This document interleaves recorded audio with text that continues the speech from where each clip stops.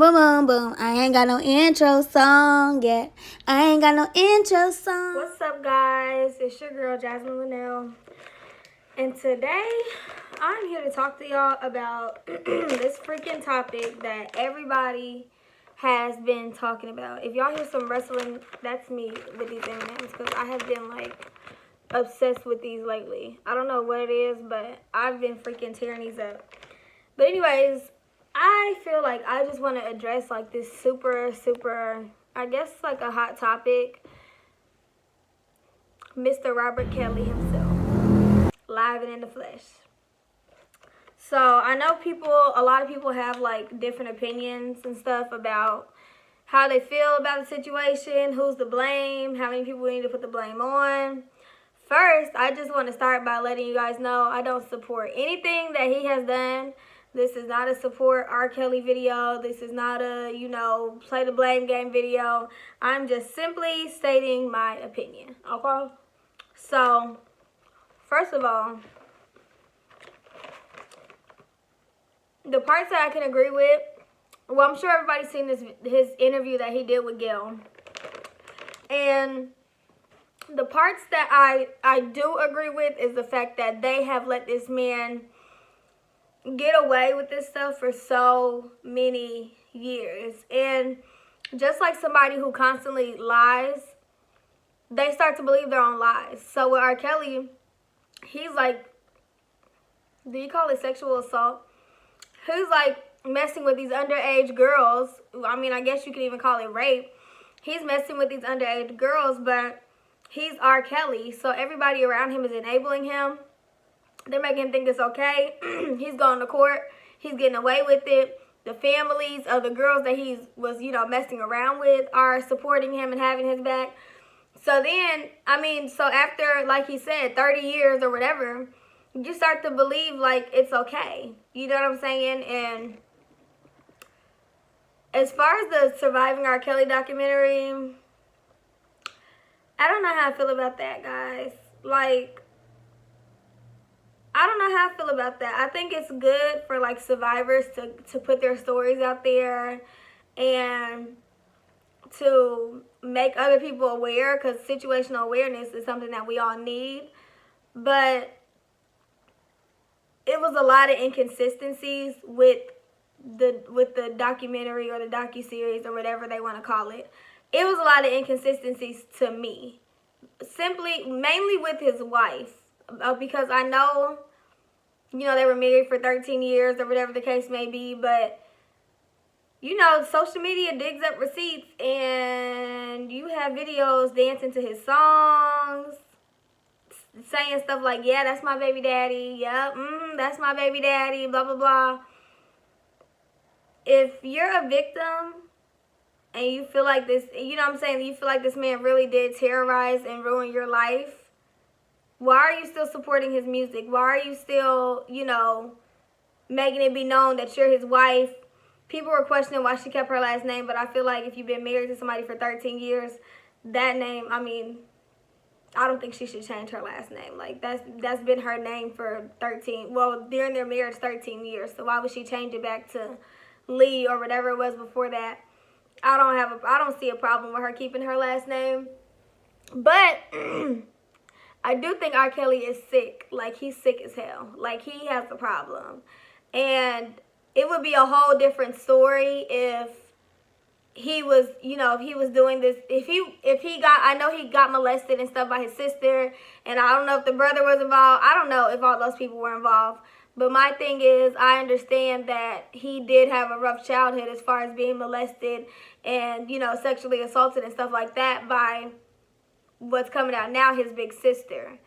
I think that he should have got treatment then. The problem is that now, they say hurt people hurt people. So now you're out here manipulating underage girls. I don't know if he's having them trapped in his house. I don't know what he got going on in his houses. Do I believe they're being held hostage? No. But do I believe that he brainwashed them? Absolutely. I do think that he brainwashed them. And I feel like, okay, just like me and my best friend were talking about, he does need to do time. For sure. You got to do some time because you did ruin a lot of people's lives. Like, you ruined a lot of people's lives. But at the same time, he really does need to seek some type of help because he thinks that this is okay. Like, we know it's not okay. Like, people that have a normal way of thinking, we know that this is not okay. But he is feeling like this is perfectly fine. So there is like some type of chemical imbalance or something that's not processing right in his head for him to still think that it's okay. Now, as far as Azriel and Jocelyn, Jocelyn's already, we might have a chance to get Azriel, you know, back home or whatever. She was a little defensive, but Jocelyn, like, she's in there. Like, I don't think she ain't going home. But on the flip side, she doesn't have to. She's 23 years old. At that age, you can do everything you want to do. Do I feel like she's brainwashed? Absolutely. Do I feel like she's going to snap out of it? Absolutely not. I think that I mean, I don't want to say stuck because nobody's stuck in their situation, but I feel like she is like, he got her where he wanted her. Azriel was super defensive in that video. If y'all don't remember who Azriel was, her parents were the one in the docu-series that they went to an R. Kelly concert. He called Azriel up on stage. The parents was like, oh, it's okay, she can go on stage because we're here, nothing's going to happen. Eventually, Azriel ended up down south somewhere in Florida in his hotel room performing or whatever, you know, I guess trying to get signed. Her parents drove down there, got her, that whole story. And then from there, they let her finish her senior year living with R. Kelly in Chicago. First of all, I do believe that they want to get their child back. But you out your damn mind if you think that I'm going to send my 17-year-old or whatever-year-old child to finish their senior year with some grown 40-something-year-old man all the way in Chicago and we live in Florida. You have bumped your damn head if you think that any of that is going to happen. And then y'all are throwing rocks at the studio. Let me tell you something. If my child is in somebody's, I know exactly where my child is. I just can't get in. We gonna find a way to get up in there, whether we gotta air it out, whether we gotta kick some doors in, whatever we gotta do, I'm gonna get in there and I'm gonna get my child. Throwing rocks and all of that, like, that's not gonna, that girl closed the blinds on them. That is not gonna get her to come out. You know what I'm saying? And like I said, I just feel like, I don't know, I feel like almost, except the underage girls, everybody is to blame in the situation. Like 100%, everybody is to blame in this situation. Because I don't give a damn if you R. Kelly, J. Kelly, K. Kelly, you're not about to, my child is not about to be nowhere around you. And if they are, I'm going to be right there every single time. Whether it's on a tour bus, whether it's in the studio, whether it's in the damn grocery store, I'm going to be right there like white on rice. You will never have my child alone while I am not there, period. Me only. Ain't no other adult, me or their father. That's it. Like, I don't know. It just doesn't make sense to me. It just doesn't make sense to me. And then Jocelyn or Joycelyn or whatever her name is, her parents, that Savage family, I gotta get them the side eye. They rub me the wrong way. Something about them just isn't.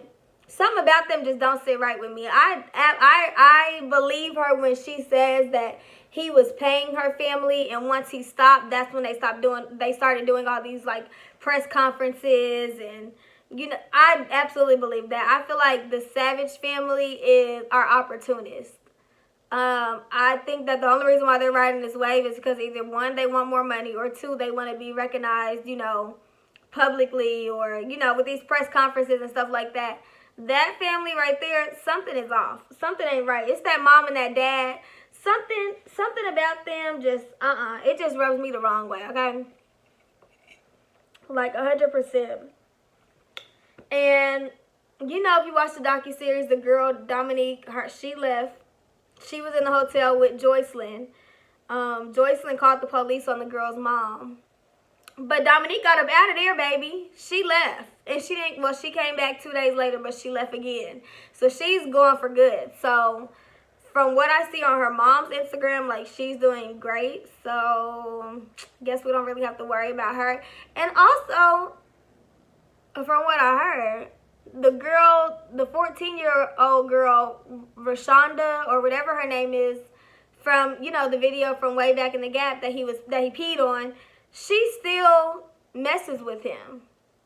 Like, they said that she still lives in the house, and she, like, grooms the girls and brings, you know, I guess is like the madam, if you want to call it, and lets them know, you know, what to do, what not to do.